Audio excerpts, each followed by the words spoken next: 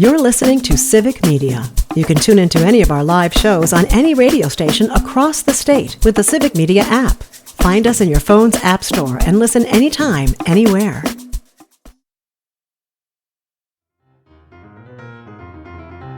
Welcome to Amicus, a law review with Jim Santelle, Civic Media's weekly review and discussion of some of the most significant news stories in the areas of law, government, courts, and the aspiration for justice. And now, here's your host, Jim Santelle. This is Amicus on the broadcast stations of Civic Media, and I am your host. My name is Jim Santelle.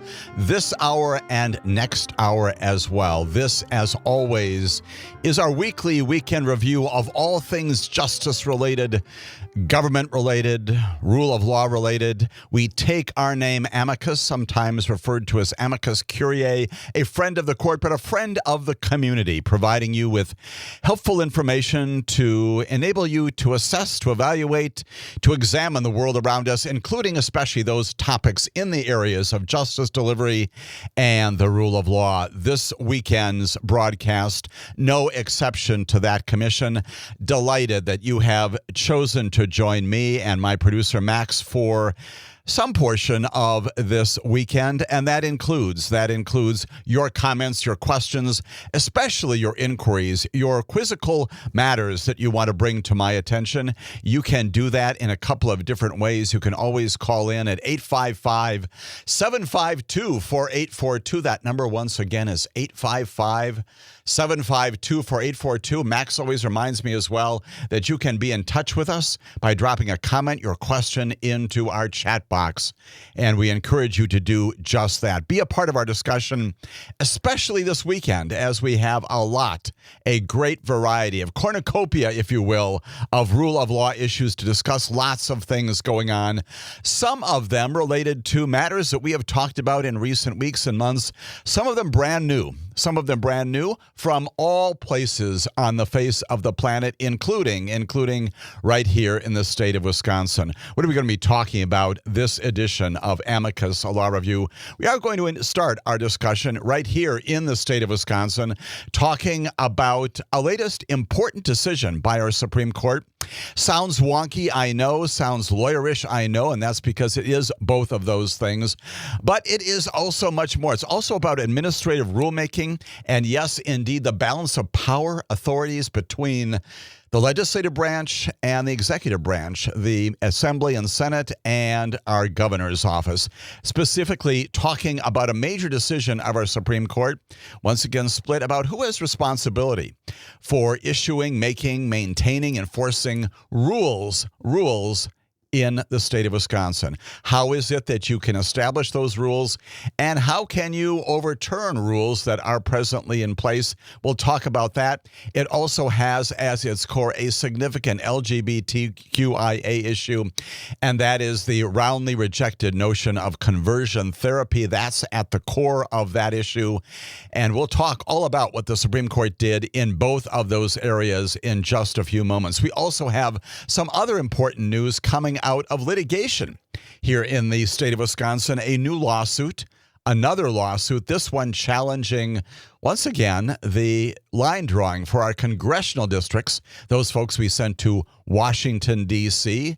to serve in our House of Representatives, not the Assembly here in the state of Wisconsin or the Senate. This is about congressional elections and the line drawing for those. A new lawsuit taking on a different strategy, taking on a slightly different theory. It is fascinating. It is interesting. And it also reaffirms, from my perspective, this notion that, yes, indeed, it is good to develop a record on these cases. And by that, I mean starting in the trial court, where you can have a hearing and you can have evidence and you can present information to a judge or a jury about the merits of the case. That can be appealed then to an appeals court, ultimately getting to the Supreme Court, but not beginning in the first instance at the highest court. We see that a lot, or at least attempts to do that here in Wisconsin. We see it a lot with breakneck speed in these recent months and years. in the federal government as well, as our United States Supreme Court takes on with greater rapidity this great number of emergency applications coming right to the Supreme Court to stop what's going on at lower courts before those lower courts have had the chance to do what? To develop the record I'm talking about. So we've got some interesting things happening here in the state of Wisconsin. New litigation, new Supreme Court decision. That's all right here in the state of Wisconsin. There are also things going on in other places of our nation, and that includes in Central California. We'll talk about a major decision by a federal district court judge just on Friday of this past week, telling the federal government that they cannot, in fact, engage in racial profiling, telling law enforcement generally cannot engage in arresting citizens, residents of Los Angeles based upon racial perceptions, and instead need to have the reasonable suspicion that must provide a predicate for every single non-warrant-based arrest in America. We'll talk about the reason why that's important, especially in Los Angeles. Yes, once again, we'll talk about why that particular judge entered the order, the injunction that she did with respect to law enforcement. We'll talk about another injunction, this one grabbing major headlines as well. Early in the week, this one also from a federal judge.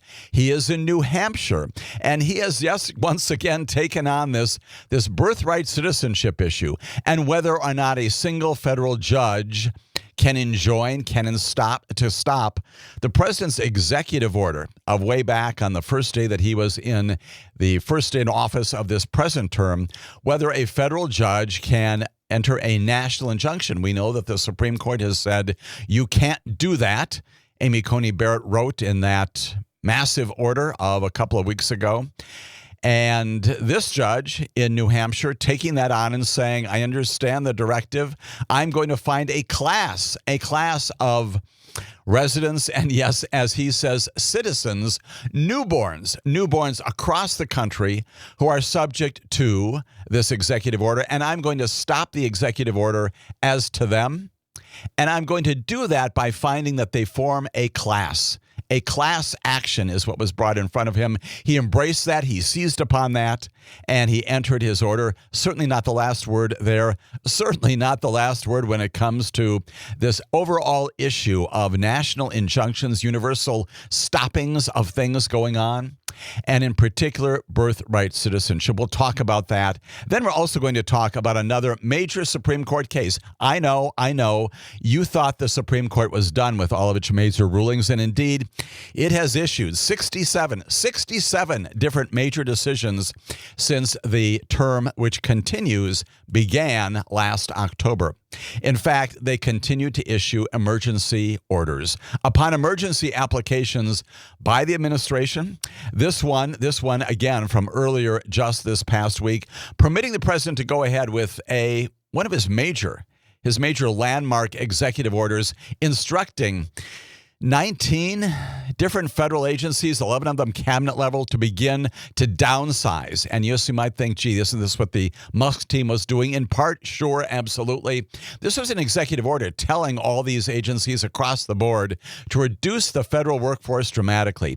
The Supreme Court just this past week, by a very interesting, very curious 8-1 split, only Ketanji Brown Jackson objecting to this. The Supreme Court saying, go ahead, Mr. President, you can do just that. And sure enough, within days of that order being issued, we've got reporting coming out of the United States Department of State, confirmed by our Secretary of State, Marco Rubio, of thousands of people now being fired, terminated in the State Department, both there on C Street in Washington, D.C. and around the world. Probably no fewer than about 3,000. Yes, 3 followed by 3 zeros. 3,000 employees of the State Department alone, probably in the next days and weeks, maybe months, going to be terminated from their jobs. We'll talk about what the consequences of that major Supreme Court emergency ruling, once again, without explanation, without description of the reason, what that contemplates for America, for the federal agencies going forward, why it is once again a major victory for the administration attempting, depending upon how you interpret this, either to change government dramatically, downsize it, attack some of these programs that are out there. And in that connection, we'll chat in particular about my own perspective about what happens when you minimize and reduce dramatically the workforce of the United States Department of State. I will recall some of the experiences that I had for about 2 years when I was in Iraq at the embassy in Baghdad, other places around the Republic of Iraq, with those State Department folks. I'll talk with you about why their presence there, understaffed dramatically. I know that sounds controversial. Understaffed, however, dramatically in trying to establish the republic, the democracy that, in fact, in the end, still exists today in the Republic of Iraq. They've got a parliament, they've got a president, they've got a prime minister, they've got a legislature, they've got people engaged in voting and elective politics there, in major part because of things that the State Department and its political entities and its democracy entities, and yes, I will immodestly say also the Department of Justice and our rule of law initiatives there also did a lot to promote. We'll talk about what the consequences are when you minimize and slash dramatically the role of the State Department, not just in Iraq, around the nation, and indeed in Washington, D.C., all of that coming out of the federal government just this past week. And then finally, we're going to spend some time talking about another favorite topic here on Amicus, a law review, and that is what's going on inside the Department of Justice. We'll begin with the announcement by our Attorney General, her name is Pamela Bondi, of a major lawsuit. The Department of Justice, your Department of Justice, yes, that's right, is suing an entire federal district court, the District Court of Maryland, maintaining that its recent actions with respect to the deportations and a temporary stay on deportations while the judges there have an opportunity to review petitions challenging deportations. Your United States Department of Justice suing the entire district court, all the judges there by name, saying you're in violation of the Constitution. You cannot do this. We'll talk about what that significant piece of litigation brought in the Maryland court, now transferred, of course, to another district because the very defendants in that case are the judges in that Maryland court. We'll talk about that. If you're scratching your head, so am I. We'll talk about what that means. We'll also talk internal to the Department of Justice about many of the things that are also part of the rule of law news of just past week. We see that the Deputy Attorney General, Todd Blanche, and the Attorney General, Pam Bondi, this week beginning to fire more January 6 prosecutors. We know in the past that they have let go many of those who are on a probationary, non-permanent status. Now we see for the first time the termination of long-standing criminal prosecutors who have had the capacity before to engage in this kind of prosecution work. They have been fired this past week. We'll talk about what that means. We'll talk also about these reports about tumult generally inside the Department of Justice having to do with polygraph tests administered arguably to law enforcement supervisors, FBI supervisors around the country. Even more significantly, this apparent battle among the Deputy Attorney General, the Attorney General, maybe the Deputy Director, the Director of the FBI, involving all sorts of things, including what happened inside the Department of Justice at the time of a major suicide. You recall that one well, that has animated much of our news. We'll talk about all that. We'll talk about some disclosures related to declarations and positions taken at the time of the president's decision to suspend the law. Remember this way back when on TikTok, that legislation to prohibit their continued involvement in American life. We'll talk about some things revealed inside the Department of Justice and more, all of that coming up on this edition of Amicus, a law review. Stay with us for that important discussion.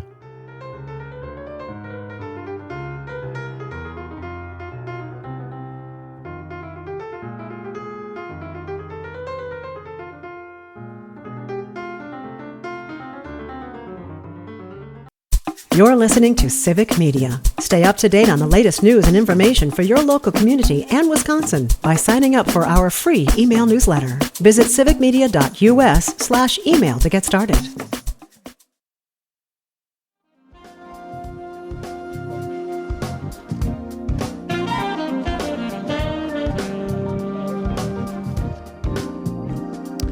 This is Amicus, a law review. My name is Jim Santelle, your host this hour and next hour as well.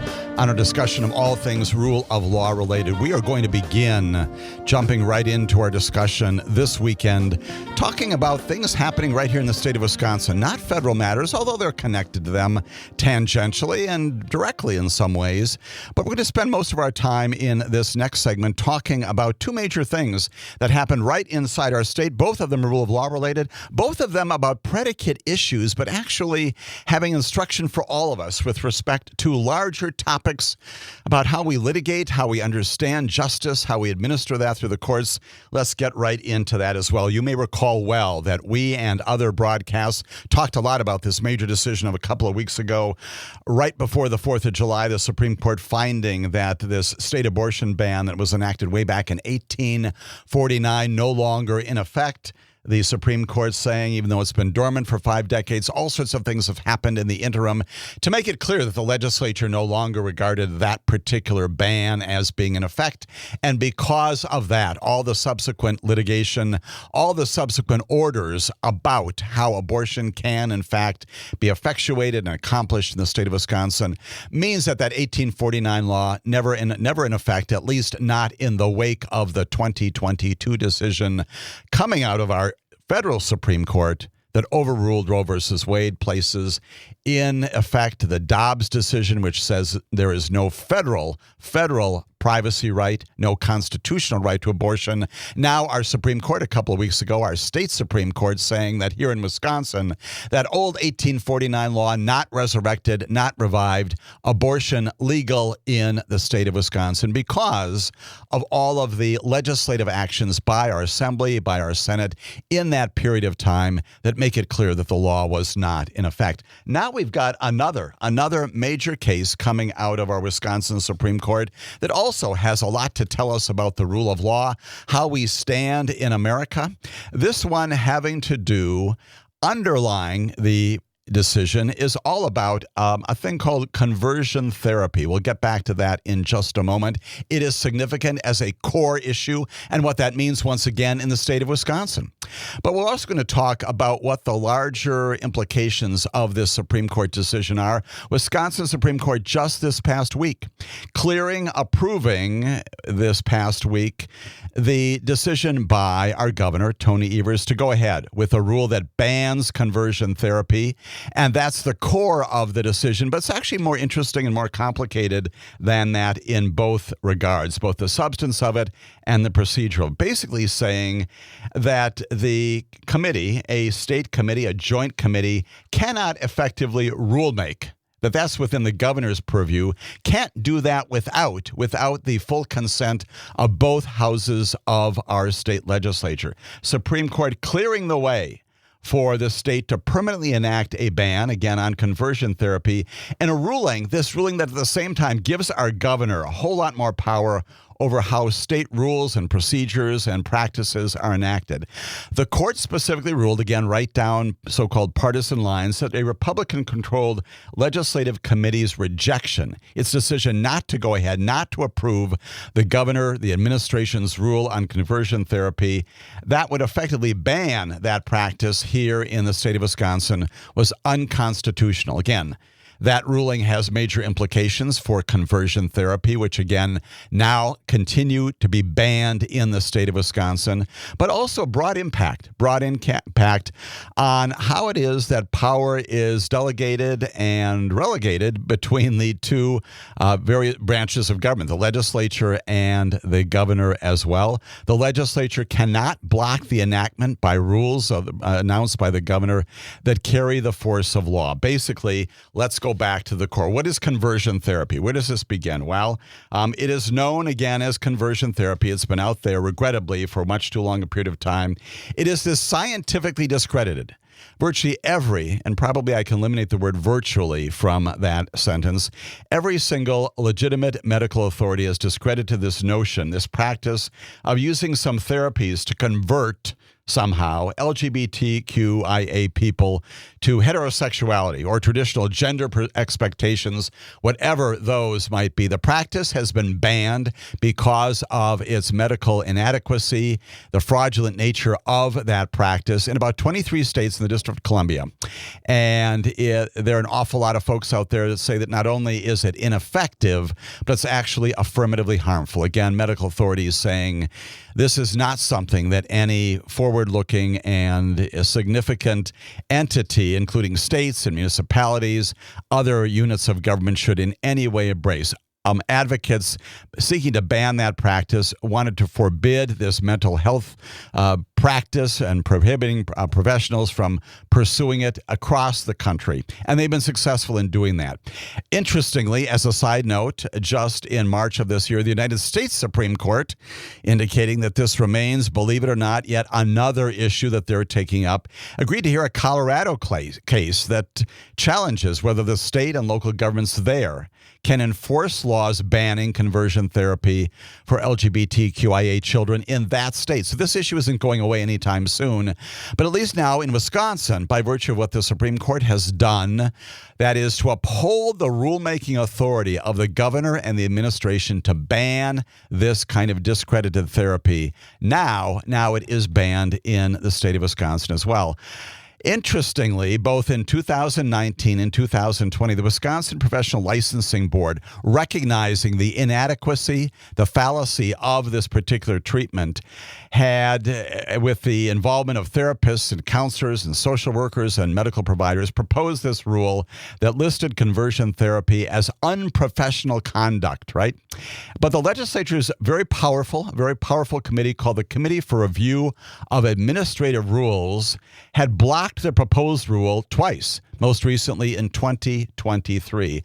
The rule was effectively in order in 2022, took effect again in 2024 when the legislature adjourned without permanently suspending it. And that leads up to what the Supreme Court had in front of it this past week. We'll tell you what they did with that procedural history as Amicus, a law review, continues.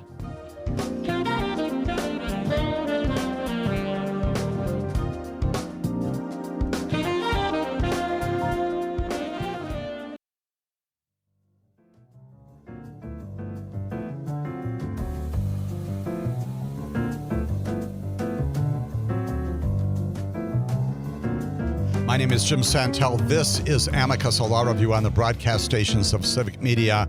We are talking about a lot of things on this weekend's broadcast, including issues right here in the state of Wisconsin, specifically this major decision by the Supreme Court that does, in fact, permit the governor to go ahead with his ban on conversion therapy here in the state of Wisconsin, but also has larger implications for other issues as well in rebalancing, redelegating, if you will, reestablishing the proper roles of the legislature and the executive branch when it comes to who's in charge about setting rules and specifically how those are decided upon. Again, this major committee, the Committee for Review of Administrative Review, it's a joint committee of the state legislature, had tried to block, and in fact did block for a while, the governor's rule. That rule coming out of the Wisconsin Professional Licensing Board saying that conversion therapy, discredited, not effective, harmful, should not be a part of our health care here in the state of Wisconsin. Those who supported the committee said that this is not about the policy, but rather about the capacity of the legislature to decide what the law should be and what the rules in the state of Wisconsin should be. The Supreme Court said no. Supreme Court said that the legislative committee has overreached, has overdrawn when it comes to its authority by blocking a variety of state regulations during this administration, including most recently conversion therapy. It means the legislature in this area and others will not be able to block this policy and others. The specific decision issued by the majority of the Supreme Court, again, 4-3, right down partisan lines. It is too bad that we continue to talk about any court, including our state Supreme Court, our federal Supreme Court, any justices and judges out there by virtue of their political affiliations, Regrettably, that is sometimes the world in which we live. This one, 4-3 decision, authored by Chief Justice Jill Karofsky. She says that the law, this rule that was the subject of the committee's attempt to block it, a small minority of lawmakers, she said, should not be basically able to veto a rulemaking proposal of the executive branch. That's within the executive authority. She said that what they had done violated two fundamental concepts, and here's your rule of law. Here's your law school instruction for the weekend. She said it violated bicameralism. That is this requirement, as you well recall from your own civics classes, to go before multiple chambers. You have to go to the Assembly and the Senate and get them both to approve, to vote on things. That's bicameralism. And then also presentment. There's another word that comes from your past civics education. That's the requirement that once both of the houses of the legislature have passed on the legislation, bill has to go to the governor to sign. And in this case, no such thing happened. Stayed at the committee level. They expressed their disapproval of the rule. Not enough, says Jill Karofsky and the majority of the Wisconsin Supreme Court. And for that reason, the Legislative Committee fails in its attempt to overturn this particular rule of the executive branch. Tony Evers calls it incredibly important, again, principally because of the LGBTQIA issue that is at its core. But also, he said, it prevents, again, this kind of thing, prevents holding rules hostage, he said, without explanation or of action or causing gridlock across the government. And, of course, there were equal cries of inappropriate decision-making by the Supreme Court on the other side as well. Significantly, once again, why is this a rule of law issue? The conversion ban therapy, plainly one of several rules that have been blocked by legislative committee. Now that the Supreme Court has said, no, you can't do it this way. You've got to vote. You got to get the governor's signature. Other policies, other practices, other issues out there include things like environmental regulations, vaccine requirements, public health protections. So the full impact of this ruling, yes, with respect to conversion therapy, but also far beyond that in many other ways. Environmentalists, those involved with health and concerned about our general medical status in the state of Wisconsin and beyond, public health protections, all those kinds of things and more.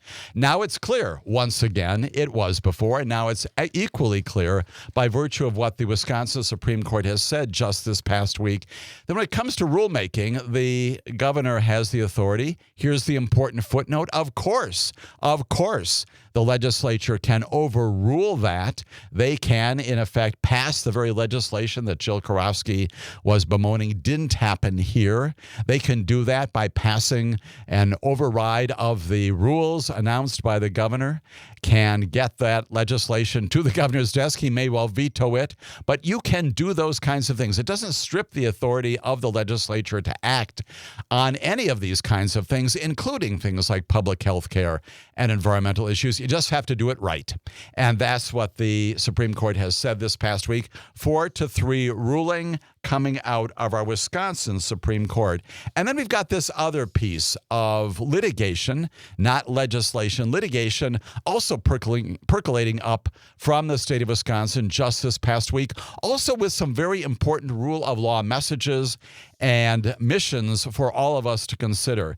A new lawsuit, another lawsuit here in Wisconsin, seeking to redraw Wisconsin's the folks we send to the House of Representatives, congressional district boundaries. That lawsuit filed on Tuesday. And you're going to think, well, gee, haven't we heard this before?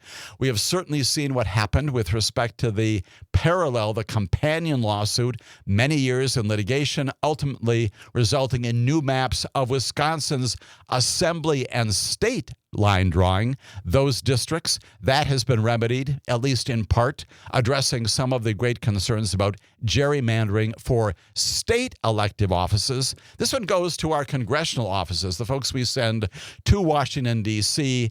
every 2 years, including November of 2026. A new lawsuit now challenging those lines as being unconstitutional, but under a new theory, which we will get to. This, of course, happens, the filing of this lawsuit. You may recall just about 2 weeks ago, the state Supreme Court declined to hear some other cases, two of them in particular, that also sought redistricting before the 2026 election. The latest lawsuit is different from those in two substantive ways, at least from my assessment it is, maybe even three in particular. Here's the first one. The lawsuit is brought by a bipartisan coalition of business leaders. And the reason why that is significant, of course, as we have talked before, what is the connection between business and the rule of law? Why do you want to have business leaders involved in government, including the courts, but also in the legislature? Well, we know that the rule of law and the administration of justice, whether it's legislative, executive, or in the courts, the rule of law is important to sustaining business, right? And if, in fact, you can rely, whether it's in the state of Wisconsin or other places, on the enforcement of contracts, maybe specifically in courtroom settings, but also by the legislature passing laws that are not necessarily favorable to business, but ensure that their interests are heard and supported. If, in fact, the governor, the executive, does the same kind of thing, if the government basically, I don't want to say is pro-business, but instead of that is of a view that business is a good thing and commerce is something to be embraced for the livelihood or economic livelihood of our nation and of our state, then you've got encouragement for business to act, to move, to be present here, all those good things. So you've got a coalition, by the way, a bipartisan coalition, a subset of this first important point. It's Republicans and Democrats, businessmen coming forward and saying it is good business for us to have good representation from Wisconsin in the House of Representatives. An interesting theory, right? That business supports that on a bipartisan nature.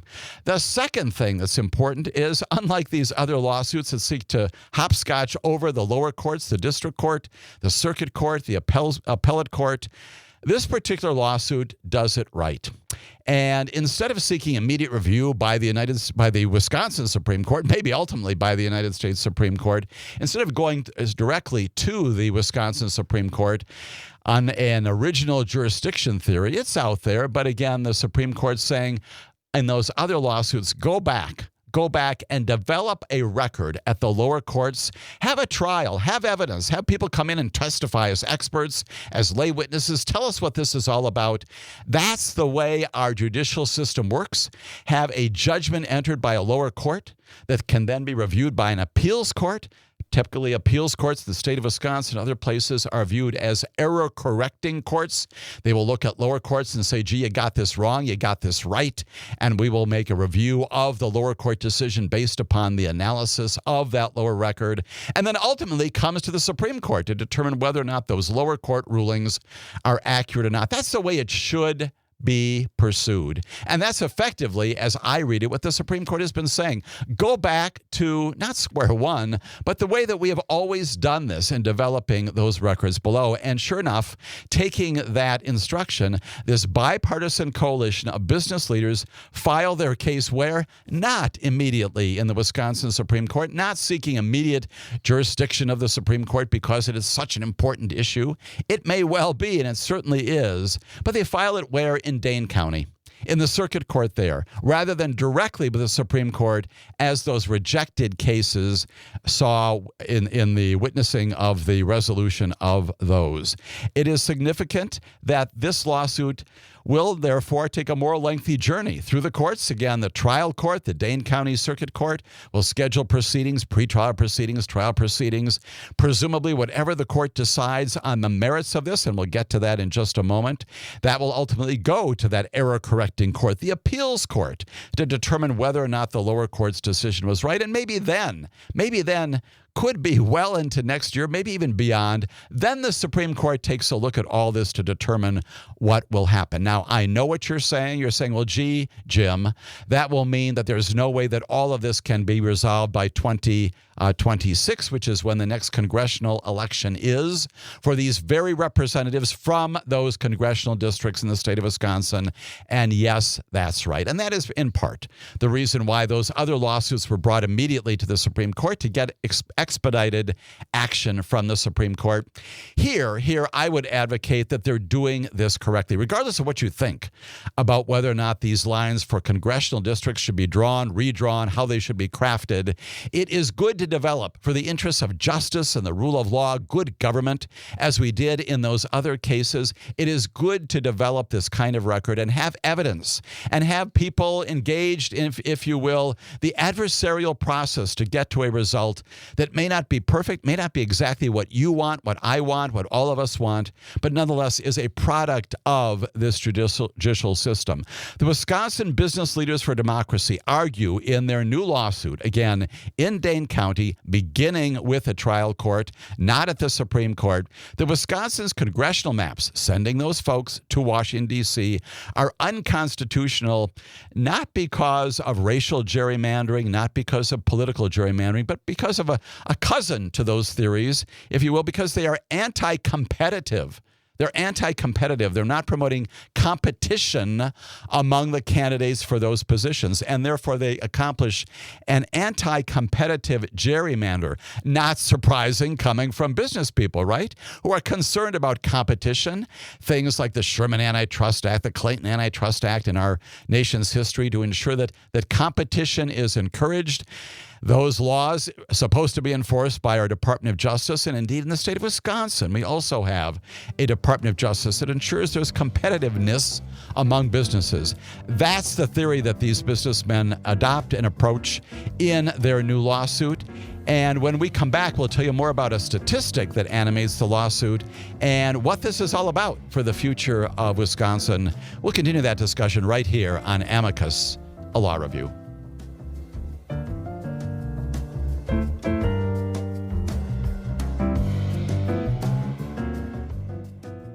You're listening to Civic Media. Find the latest news, information, and archives of all your favorite shows on the Civic Media website, civicmedia.us.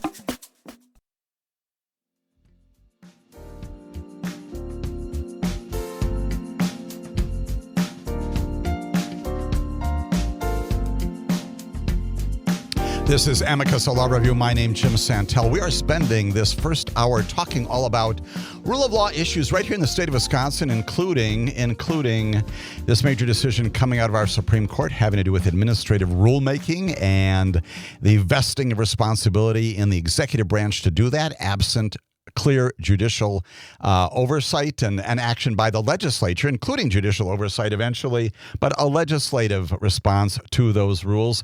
Also now talking about this major new challenge to congressional districts here in the state of Wisconsin, brought by a bipartisan group of business people, interesting plaintiffs, and also bringing the lawsuit not immediately in the Wisconsin Supreme Court, but going back to the foundation, which is the trial courts, and filing this lawsuit in the Dane County Circuit Court, saying in connection with their lawsuit a couple of interesting things, that anti-competitive, that is, gerrymanders that are every bit, they say, as antithetical to democracy and to law as partisan gerrymanders and racial gerrymanders. Anti-competitive gerrymanders, where in fact you've got so much of the population described within a particular district that they're no longer competitive, that the possibility of new candidates coming forward cannot be promoted. And for that reason, they say this is because electoral competition is vital to democracy, and it's as vital as partisan fairness. Absent competition for those positions by lots of candidates, incumbents in those positions and new candidates, you don't get a constitutional representation. It is an interesting theory now before the Wisconsin Circuit Court in Dane County. They note along the way that the median margin of victory for candidates in the 8 congressional districts in Wisconsin since the maps were enacted years ago is close to 30 percentage points. That's the median. That's the median margin of victory for candidates. That they point to and say there's no competitive nature anymore in many of these districts, and for that reason, the courts should redraw those lines. Plainly will not happen by the 2026 election, but it goes back and embraces fundamental notions of bipartisanship. We should all be interested in ensuring accurate and meaningful representation in our Congress, as we anticipate that in our State House as well. We should be doing this by developing a trial record. We should be doing it with, yes, sometimes the slow but deliberative process of judicial review and oversight and decision making. All of that coming out of the state of Wisconsin. We have callers on our line, and we're delighted to have them with us this morning. First, let's begin with Dick in Madison. Dick, thanks so much for joining me this weekend. Thanks for taking my call, Jim. I have a theory, and I had a little debate with a friend about William Barr. I bring him up because now we have another attorney general who's basically just his personal attorney, in my opinion. But to Barr, my thing is, had he not been his attorney general, we wouldn't even be talking about Donald Trump. And I say that because the way he skewed the Mueller report, I think he would have been a slam dunk. He would have been impeached. I mean, he took that thing and made it into something it totally wasn't. You know, how much of it did he retract, or whatever the word I'm looking for? Right. By the time he got done with it, it was a big nothing burger. Right. And then he saved them again after the insurrection. And either one of those two times, without William Barr, we don't even talk about Donald Trump any further. Hugely important point, Dick. I agree with you that people make decisions, right? And it's not just institutions of the office. It's important to understand who are occupying those offices. I could not agree with you more with respect to not only William Barr's assessment of the Mueller report. That was a report that basically was setting forth in lurid detail, identifying exactly who would say what at a trial, whether it's an impeachment, a conviction trial in the United States Senate, or in another setting in a federal district court. That Mueller report set forth arguably 10 different instances of obstruction of justice early on. Our attorney general at the time, Dick, you get it just right. He misinterprets, misreads, probably intentionally, and describes it in a way that's actually just plain not right and not accurate and not true. And again, the Mueller report, the full Mueller report, is out there. You can read it, and you can come to the conclusion that indeed there was a basis to go ahead to impeach this president way back in the early portion of his first term for the things that he had done, obstructing justice. Certainly the insurrection that happens afterwards, of course, that's January 6th, just at the end of Donald Trump's term. There we were beginning to build again, as Jack Smith did, this case against Donald Trump. Basically ran out of time, and the next administration determined that they could not go ahead for reasons that are also troubling to me, and anticipating the arrival of the Trump administration, dismissed that case too. Lots of things based upon history. And again, we think about those different timelines, Dick, that could have been changing the very nature of our democracy today if our elected officials, our appointed officials, in the case of an attorney general, whether it's Bill Barr or Merrick Garland, if they had made different decisions, our world would be different today. Appreciate that comment so very much, Dick. Also hearing from Jack in Merrimack. Jack, your comment or question?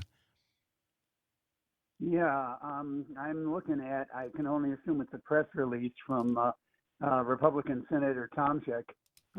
It says for immediate release. And one of the statements on this is about the Wisconsin Supreme Court ruling on the legislative oversight. Yes. And he says, quote, "This ruling is," and this is a quote, a dangerous overreach that undermines the fundamental checks and balances in our state government." You talk about a flat-out lie. What we have here is legislative action that's established agencies. Those agencies then hire people who are experts in the field. And I know, because I've taken some of those civil service exams. I've been offered a couple of times a job. And it takes, you have to know what you're doing. You do, right? And it's Jack, to your very good point, it is not a legislative overreach, as Mr. Tomczyk says. It's just the opposite. It's a reaffirmation of the rule of law here in the state of Wisconsin. Appreciate very much that observation as well. When we come back, we'll go to the United States Supreme Court and other things in Washington, D.C. Welcome to Amicus, a law review with Jim Santelle, Civic Media's weekly review and discussion of some of the most significant news stories in the areas of law, government, courts, and the aspiration for justice. And now, here's your host, Jim Santelle. This is Amicus, the second hour of Amicus here on our weekend review of all things justice-related, rule of law-related, government-related. My name is Jim Santelle, your host for this remaining time together here on the broadcast stations of Civic Media. We spent the first hour talking about Wisconsin-related rule of law issues, in particular, this major decision by the Wisconsin Supreme Court reestablishing, if you will, reaffirming the balance of powers between the legislature, specifically a committee, and the governor when it comes to rulemaking has great impacts, not only on the underlying issue there having to do with conversion therapy, but many other areas of our common interest, many things in debate in the legislature in our state as well. Appreciate very much the comment from Jack bringing to our attention that one of our legislators already condemning that decision by the Wisconsin Supreme Court as a dangerous overreach rather than simply re-affecting and reestablishing the balance of powers. A fascinating review of exactly what the Supreme Court is and is not doing. Appreciate very much that reporting, Tom, and also Dick calling in, underscoring a common theme here as well, that all of these decisions made in the end by human beings, underscoring the importance of voting, because it's through voting that people end up in our legislature and end up in the state house, the governor's house, end up in the White House and in the Congress, and yes, indeed, on the courts, whether elected or appointed. All of that ultimately comes through voting. The importance of Dick's comment, which is not with respect only to attorneys general like William Barr, but all of our elected and appointed people. Whoever we send to Madison, to Washington, to our local school boards, to our county boards of directors, boards of commissioners, those kinds of things, whoever we send there, they are human beings. And for that reason, our democracy is dependent upon the quality, the integrity of the people we send there. That may seem very obvious, but it deserves reaffirmation at a time when we are looking a lot at what our nation is all about. We are defined, yes, by the institutions, by the structures that are in place, but from generation to generation, we're defined by the people who occupy those positions, who take those seats. And if we make decisions to put people in those positions who are not reliable, do not have integrity, do not have the competence, the credibility, the mission to support and defend our safety and security, then we are all in trouble. Appreciate very much that observation, Dick, about our former Attorney General, but much beyond that as well. Appreciate well the comments and the inquiries and the observations made by those of you who are texting into our show as well. Mark from Prairie du Sac noting, very much anticipating the subject matter of this, our second hour. He says, I'm not surprised that among the other cabinet appointees, Tom Homan, who is the border czar, has violated his oath to the Constitution and said, in effect, that we don't need probable cause, let alone warrants. We can simply seize persons because of how they look, kind of thing. Mark notes that the founders specifically prohibited in the Constitution, opposing what King George was doing. Appreciate that comment, Mark. And making reference again to Tom Homan, maybe not a formal member of the cabinet, but again, the border czar. He's plainly a very significant senior official who has said in the past, although he walked it back a little bit, that federal judges do not have to be followed in their directives, their orders. And now again, saying where it's okay, as Mark has identified, that we can simply arrest people based upon how they look. And indeed, that gets us to our first issue of this hour. And before we do even that, I want to also comment that Matt from Matt Middleton, a slightly different take on all this, the authority of the states and the federal government to act in certain areas. Matt notes, why can't state and local law enforcement block and stand up to federal law enforcement, even a militia? If it is the state's police responsibility to protect its citizens, Matt says, and follow the law, then why do they ignore the law enforcement that are breaking the law? I want to see that controversy resolved in the future. Matt, appreciate all of that. Again, the comments from Mark from Prairie du Sac and from Matt from Middleton, both of those lead into our next major rule of law story, breaking just on Friday night of this past week. And again, it goes to those issues of state and local and federal versus federal law enforcement. It is unfortunate to even have to be describing it that way. But once again, we see that a federal district court judge engaging in, yes, let's say the word together, an injunction. And again, you may say, well, didn't we prohibit those? The Supreme Court did not prohibit federal district courts from enjoining, from stopping the bad things, the unconstitutional things from happening in our nation. What the Supreme Court said is federal district court judges cannot make their orders nationwide. They cannot have effect, presumably, beyond the particular district, the particular parties even that are before a federal district court judge. And that particular rule, again, cutting out of that CASA case, Trump versus CASA, coming out of the Supreme Court of a couple of weeks ago, not violated by what happened in California. A federal judge on Friday, her name is Mame Frimpong. She is in the U.S. District Court for the Central District of California. That's basically Los Angeles, and plainly an awful lot of territory to the north and the south of Los Angeles as well. That's the specific district, the federal district in which Judge Frimpong serves and presides over cases. She says that she is blocking this administration from making indiscriminate immigration arrests in the Los Angeles area and from denying those detainees the right to counsel with their lawyers. Both of those fundamental constitutional rights goes to Mark's point about this notion of protecting people on the streets, protecting our citizens, our residents. You have to have more than just a sense that somebody might be a bad person because of the way they look, may be inclined to do something because of the way they may present. That is not the reasonable suspicion. That's the standard. The reasonable suspicion that law enforcement has to have before detaining, arresting somebody on the street.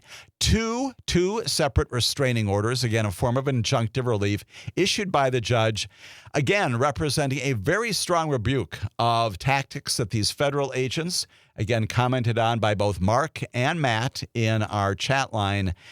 They're a part of our recent history there in Los Angeles, deployed by our president there in and around Los Angeles during these periods of immigration raids and also, of course, the protests, which are also protected under our First Amendment. Again, Judge Frimpong directing agents to stop racial profiling in the course of seeking out immigrants and otherwise doing what may be their legitimate law enforcement function, but you can't do it by racial profiling.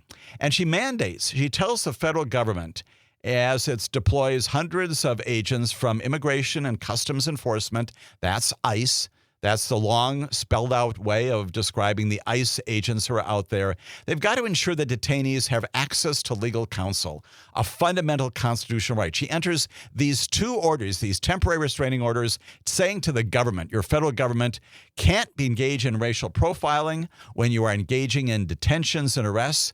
We shouldn't have to say that in 2025 in America, but apparently we do. And second, that if you do arrest people, you've got to enable them to have access to counsel. Here's what the judge says in particular. She says, what the federal government would have this court believe in the face of a mountain of evidence presented in this case is that none of this is actually happening. Now, again, a couple of things, takeaways from that comment. What she is reflecting on is the fact that she has had the very evidentiary hearing that we talked about, the reason why we have trial judges, lower court judges, because they can, in fact, take evidence. They do, in fact, hear from witnesses.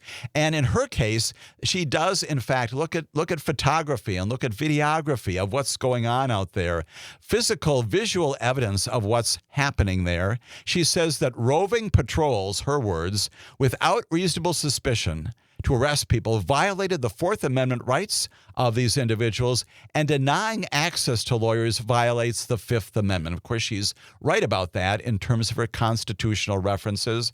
The ruling basically remains in effect, she says, for 10 days. It comes in response to this lawsuit filed by some immigrant advocacy groups and led by the ACLU of Southern California and others in that area. A fuller hearing. Again, she puts this in place for 10 days. That's the temporary restraining order aspect of this. And she's going to have another hearing. And at that time, there's going to be even more evidence based upon, again, presentations by those people who are attacking what the federal law enforcement is doing with respect to these detentions and arrests, and also giving a chance for the government, the U.S. Department of Justice. That's our adversarial system, to present to her evidence this is not going on. If indeed she is wrong about that, our government has a right to show that that initial conclusion of hers is inaccurate. Los Angeles, of course, one of the largest cities, second largest city in our nation, and it also has about a 30% Latino population, home to the nation's largest population of undocumented people. And so that is why it has been ground zero for much of this litigation activity and law enforcement activity as well. During the hearing that the judge had on Thursday in this matter, she said she was skeptical of the government's assertions that it was not violating the constitutional rights of people and that agents were stopping immigrants and others on the totality of circumstances, which again is a legitimate standard for doing so. But you've got to do that once again based upon a situation when the totality of those circumstances result in reasonable suspicion. That's the on-the-street standard. Doesn't have to be probable cause, certainly doesn't have to be clear and convincing, compelling evidence, certainly not beyond a reasonable doubt, but you have to have some reasonable suspicion that this person is engaging in some kind of activity that's violative of the law. It can't simply be reliance upon how they look, and certainly cannot be based upon race. Now, once again, the government maintaining that it is not doing that will have a fuller opportunity in the formal hearing on the injunctive request as that comes forward. The judge has suspended, again, she's maintained that this will be in place for 10 days. And at that point, she will review all of this and review once again whether or not her order should stand. Undeniably, this is going to be headed back to the Ninth Circuit Court of Appeals. That's where the district court is located. Maybe again back to the United States Supreme Court, because all of these constitutional issues, these law enforcement issues, these authority of government issues, the executive branch, the authority of a president to intervene in states. We've talked about that in great detail. The 10th Amendment, setting forth for the states those things that are not expressly set forth in the Constitution. All of those theories wrapped up in this kind of order entered by the judge, Judge Frimpong, just this past week. She described the government's arguments in that case as very general, saying that they did not really engage with the high volume of evidence that the plaintiffs put in the record of these things that we have all seen and heard on the news. That's her preliminary assessment, again, based upon what she's already seen. More of that to come, coming out of the Central District of California. Again, not at all prohibited by the Supreme Court's decision forbidding national injunctions. Why? Because she's not applying it nationally. She's saying in Los Angeles, if there are federal agents who are out there, ICE agents who are making these arrests, absent that reasonable suspicion, that's in violation of the Constitution. Knock it off, she says. Don't do that. And also, if you do detain, if you do arrest people, you've got to afford them a right to counsel. That's fundamental. When we come back, we're also going to talk about another judge, this one on the other side of the country in New Hampshire, entering another injunction, this one a whole lot more broad, as Amicus, a law review, continues.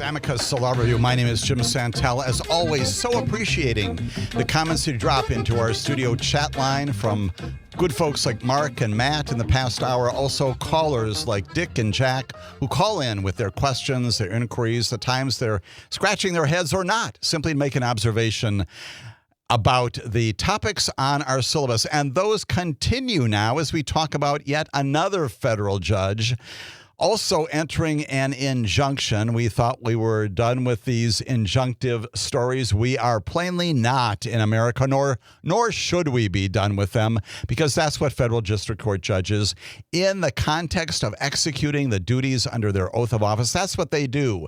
They do many other things, of course, in civil areas, criminal areas, adjudicating all kinds of cases, but along the way, civilly, if in fact there are those situations where something has to be stopped as unconstitutional or dangerous or contrary to the safety and security of the community, they can, in fact, and do have the statutory and even constitutional authority to say stop doing that, and directing the parties before them to do just that, to abide by those rulings. That another issue about the extent to which this government, the administration, this Department of Justice, when told to stop doing something or to do something, that's also another form of injunctive relief.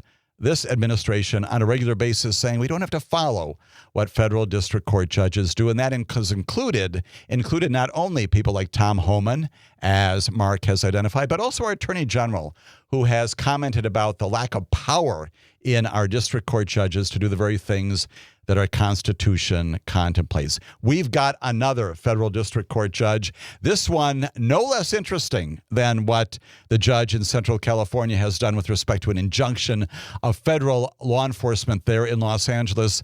This one, however, coming directly from that recent major decision.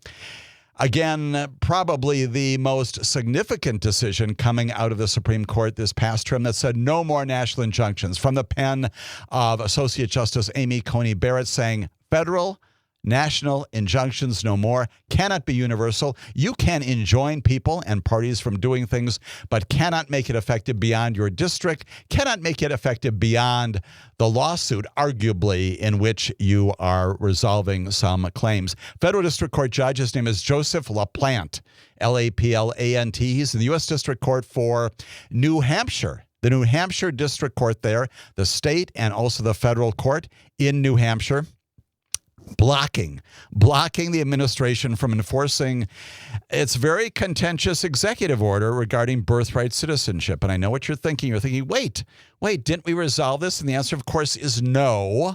The United States Supreme Court, in that same decision from Amy Coney Barrett and 5 others in the Supreme Court, did not expressly resolve the issue of whether or not the 14th Amendment contemplates that if you're born here, you get citizenship. As the Supreme Court has said for well over 100 years, as has been our understanding about the interpretation of the 14th Amendment for that entire period of time.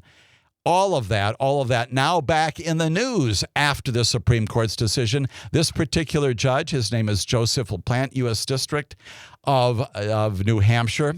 He stops the order, and he does it in this very interesting and legally focused way.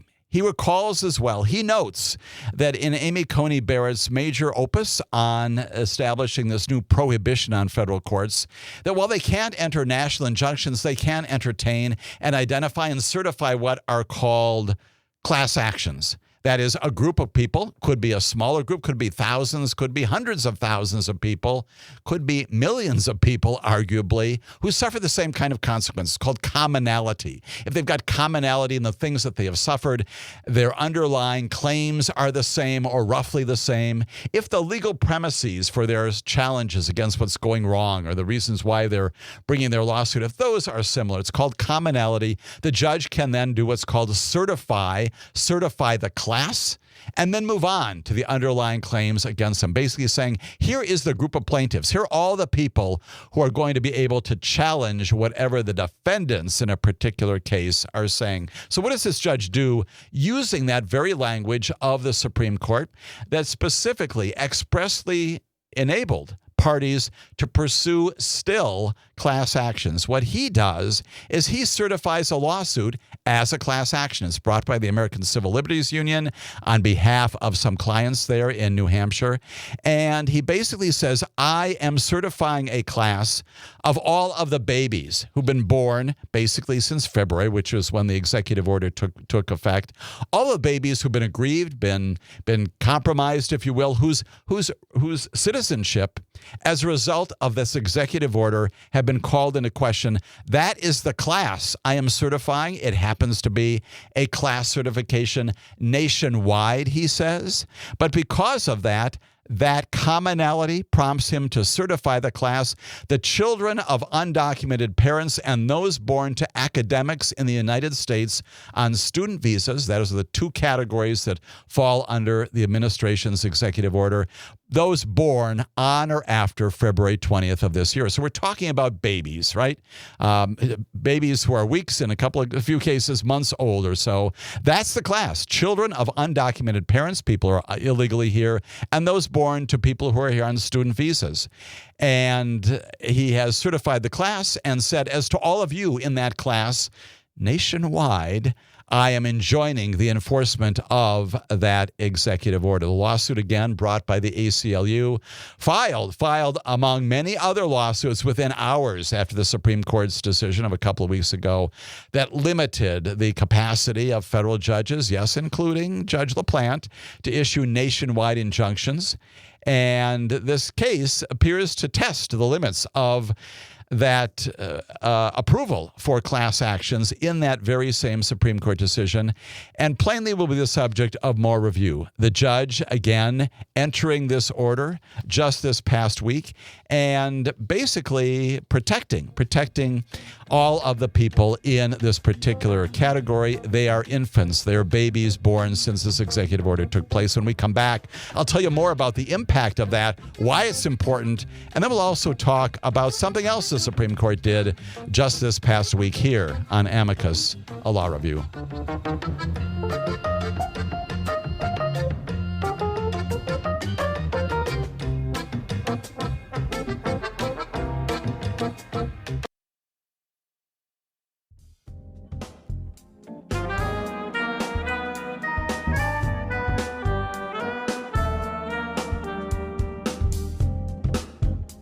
This is Amicus, a law review. My name is Jim Santelle, talking once again about this recurring feature on our broadcast called injunction function, the function of federal district court judges, among their many other responsibilities, to enjoin bad things from happening, whether those are in violation of statutes, violations of laws of various kinds.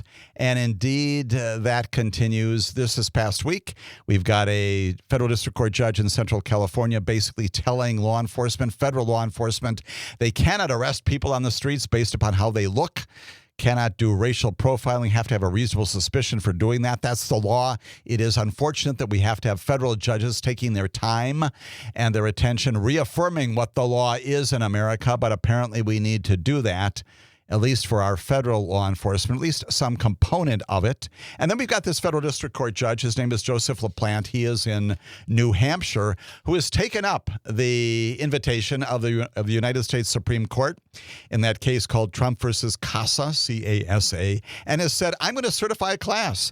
And I'm going to certify a class of all those children of undocumented parents, that is people who have been here illegally, and the children of those born to people here on student visas, academics, in the United States on or after February 20th, which was the effective date of President Trump's executive order, affirming from the White House that those groups of people are not citizens. The judge this past week saying, no, they are, and identifying them by virtue of the commonality of their class, wherever they may be beyond New Hampshire, and finding that the executive order cannot be implemented as to them. Undeniably, this will be appealed, certainly already probably the pleadings on their way to the First Circuit Court of Appeals. Maybe there will be, again, another one of these emergency petitions to the United States Supreme Court, which I now bemoan on a regular basis because of, again, leapfrogging over the proper and usual course of events when there is no urgent need to do so.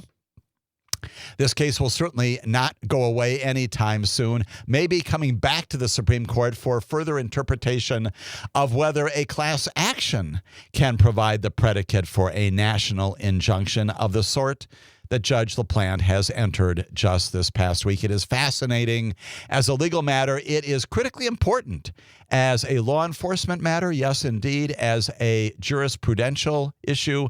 Most importantly, at the top of the list, important to the people of this country, constitutional right to citizenship when you are born here, period. That's the way it's been interpreted. That is what the Supreme Court could and should have done instead of creating the administrative complexity that they now have. Tom Homan, referenced by Mark earlier, who is the border czar for this White House, in response to what Judge LaPlante has done, mimicking what he has said in the past about the lack of authority of federal judges to do their job, declined to say exactly how the administration respond, but following, again, this this pattern of his, he lit into the judge. He said, it's another example of radical judges not paying attention to the Supreme Court ruling. These radical judges aren't going to stop, he said. They want to stop the Trump agenda, and what they need to understand is the American people voted for this agenda. A lot to unpack there, and I will let you do that in determining whether Tom Homan is right. I would offer he is completely wrong about the authority of federal district court judges. He has the absolute right to articulate that view. What he doesn't have the right to do is to take the next step and advocate for any sort, incite any kind of violence, threats against judges. And that, of course, is what we have seen with increasing frequency in recent times. The entire threat issue whenever judges and other officials of the federal and state and even local government engage in conduct with which one or more persons may have some objection, not appropriate, never appropriate, in violation of the criminal law to threaten and certainly to act on those threats. And we have had prosecutions of those people. The statements themselves in opposition to what judges do, yes, that is permissible under the First Amendment.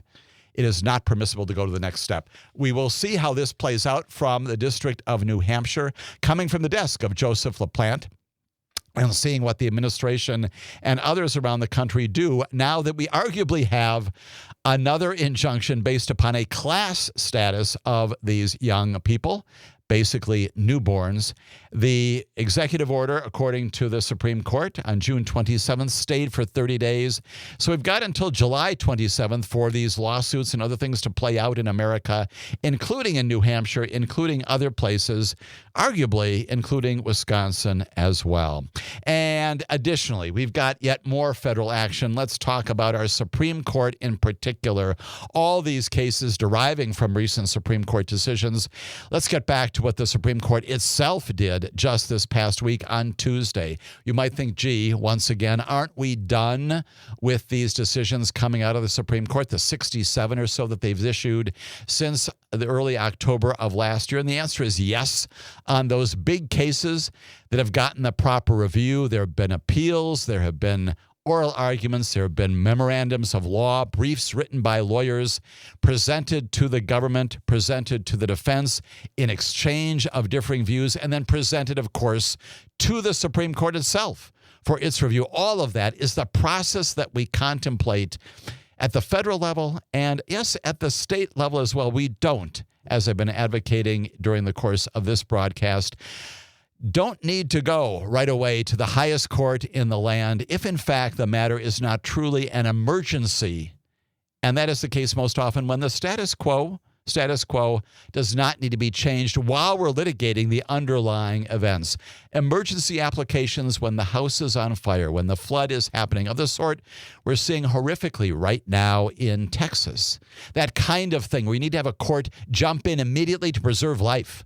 An emergency application, even in the context of death penalty litigation, where you want a court to take one last look to determine if there's been any mistake at lower court levels before you pursue the death penalty in a particular state. All those kinds of things, urgent, immediate, life compromising potentially, if in fact the courts do not act. Question whether or not all of these emergency applications are falling into that category. Here's another one that comes from yet another of the president's executive orders. This comes again fairly early in the president's current term. He announced early on in his term that he would like all of the major agencies, frankly, all the federal agencies, 19 of them, 11 of them cabinet-level offices and cabinet-level agencies, begin, he said, all of them, directing all the officials in those agencies to assemble plans and protocols for large-scale cuts to the federal workforce, slash many of members of the federal workforce, and directs them all to undertake those initiatives. And now I know you're saying, well, gee, isn't that the Musk team doing all that? And yes, indeed, plainly, that was the authority in part given to them to do all these firings in all of these different areas, including shutting down institutions like USAID, and yes, going after the Department of Education, many others out there. And as a result of this executive order, again, a challenge to it brought again in federal courts. And just this past week, this particular executive order lands in front of the Supreme Court once again on an emergency application. How does this come to the Supreme Court? Why is this an emergency application to stop these large-scale cuts from happening? Well, on May 9th, there's another federal district court judge. Her name is Susan Ilston. She's in Northern California, another district in California. She pauses the administration's, Donald Trump's, plans for these massive layoffs and program closures and the things that will send federal workforce out into the streets. She prevents about 24 agencies from moving forward with the president's directed plans to shrink the federal workforce. Judge Ilston initially issued a 2-week pause. Later that month, she extended that, and eventually it comes to the Ninth Circuit Court of Appeals. That is the appellate court. That's how the process works once again.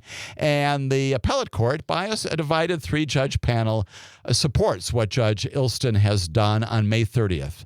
The Trump administration then files an emergency application. Rather than having this reviewed in the due course, emergency application asking for immediate capacity of the administration to follow up on this executive order, to lay off tens of thousands of employees at agencies like Housing and Urban Development and State Department and Treasury. And what happens just this past week? Again, the Trump administration gets what it wants in front of the Supreme Court. Typical of these emergency applications, what happens? You get no explanation, no description, as you do in those 67 other cases of this past term and of other 60 numbered cases of previous terms, sometimes even 70 cases. You don't get the explanation, the large 30 and 40 and 50-page orders explaining why it is they're doing what they're doing. Instead, you get a one-line order. And we got that again this past week when the Supreme Court, interestingly, an 8-1 majority of the Supreme Court saying that the president can, in fact, go ahead, overturning what the Ninth Circuit and what Judge Ilston had done, and saying, go ahead, administration, begin to pursue your plans. They already have, plainly, to fire great numbers of people. Typical, again, of an emergency application. No explanation, no exposition, but do it right away. And they're finding plainly that this is an emergency. And for that reason, the president given permission just this past week to go ahead with all of these firings. Interestingly, there is one dissenting voice, only one this time. We don't hear from Sonia Sotomayor or Elena Kagan. We hear from Ketanji Brown Jackson. She wrote a public dissent, 15 pages, and she is sharply criticizing the court's decision. She calls it not only truly unfortunate, but also hubristic, invoking the notion of hubris, and senseless, she says. She argues that it undercuts the authority of trial court judges, which is also what she said in connection with that CASA case. She said, we've got to be able to, as federal judges, tell other branches of government when they're engaging in violations of the Constitution. She goes on to say, it is not this court's role to swoop in and second-guess a lower court's factual findings. She said that no one seriously disputes the president's executive order would lead to enormous real-world consequences, including, she says, the dismantling of much of the government as Congress has created it, going back to this notion that it's Congress who can restyle federal agencies. The majority plainly does not agree with her. Here's what she says in conclusion. She says, what one person or one president might call bureaucratic bloat, B-L-O-A-T, is a farmer's prospect for a healthy crop, a coal miner's chance to breathe free from black lung, or a preschool's opportunity to learn in a safe environment. That's Ketanji Brown Jackson in opposition to what the Supreme Court has done, permitting this administration to go ahead with this executive order and show the door to literally tens of thousands of workers by virtue of the executive order entered by this president. We know, in effect, that has its direct effect. We have seen that just late this past week at the United States Department of State. We know that our Secretary of State has already announced previously his decisions to downsize the State Department, talking about the bloat in the agency for which he is now responsible. And we know that as a result of that, the Trump administration, not just by virtue of what the Supreme Court now is permitted to do, but these plans were already underway, downsizing the federal government, firing more than 1,000 State Department employees on Friday of this past week alone. You saw these pictures of people carrying boxes outside of the State Department on C Street, just a few blocks from, frankly, the White House and the Justice Department. And that's underway now. When we come back, we'll tell you more about the impact of that State Department action to fire all these individuals, and then do some rule of law snapshots.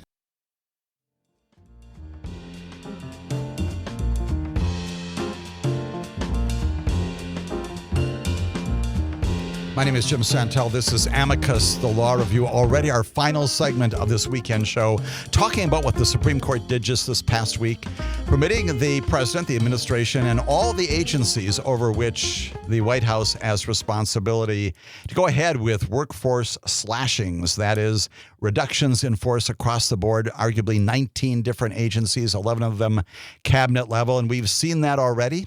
Probably underway at the State Department and many other agencies. Just this past Friday, about 1,000 people told that they should not come back on Monday.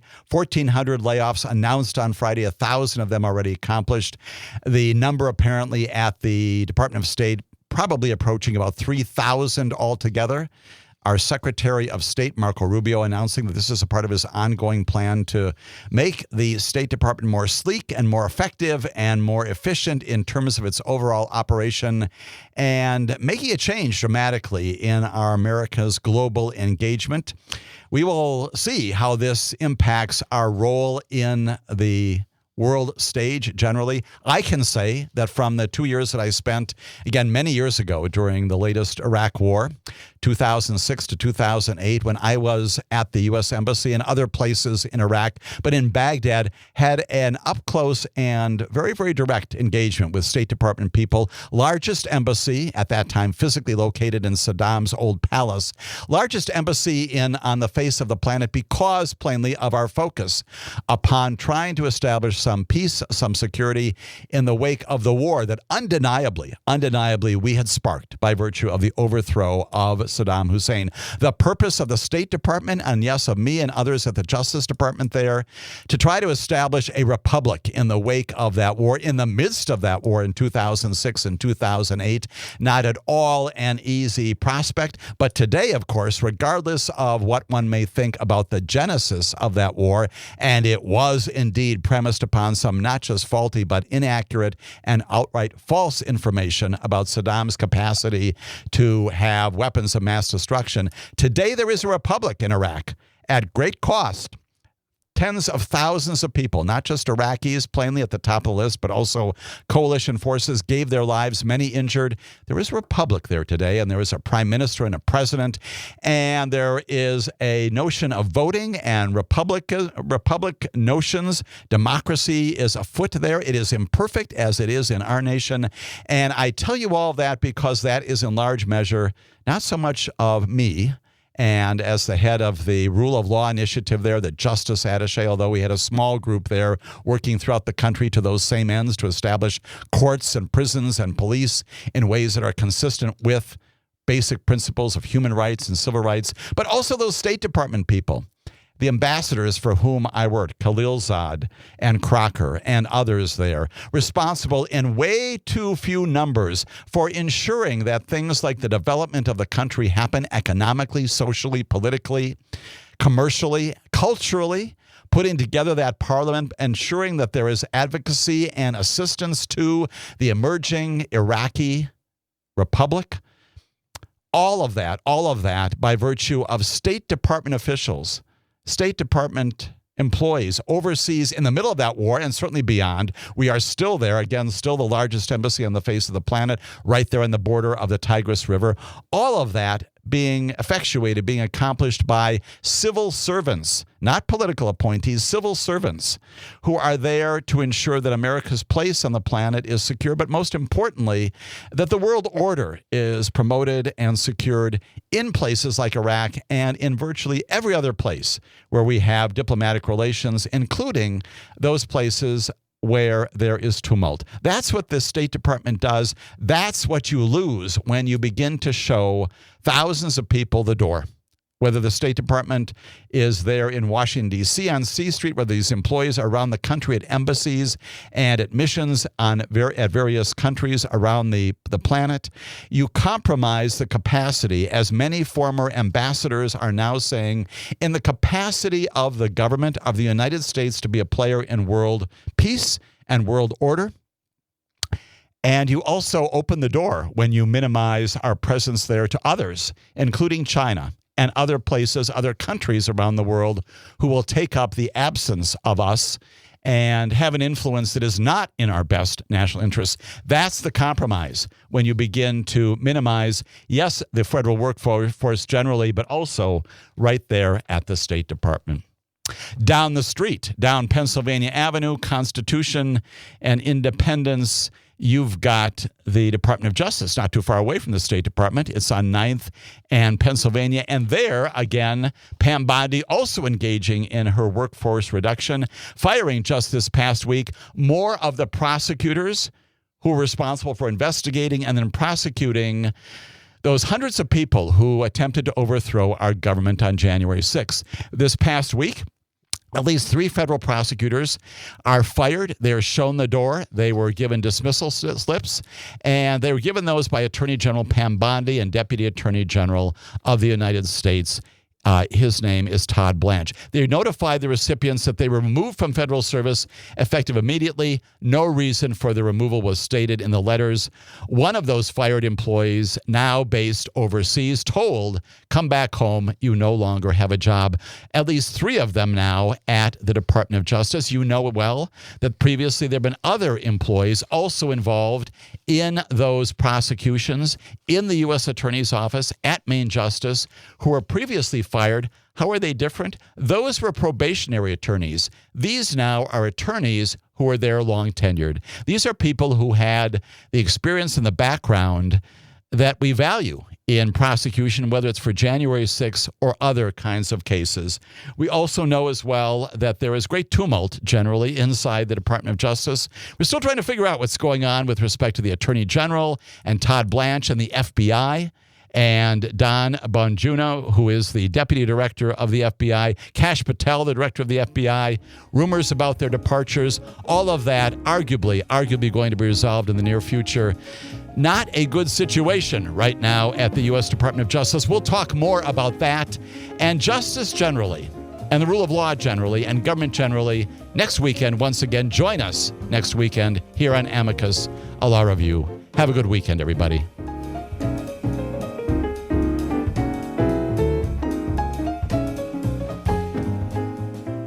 The national news cycle never stops, but it can be hard to find news about your local community. Civic Media is dedicated to providing quality local and state news coverage across Wisconsin. With the Civic Media app, you can get notifications about local stories that matter to you and your community. Find the free Civic Media app in your phone's app store and choose notifications from the menu to tell us what kind of news you want to hear about.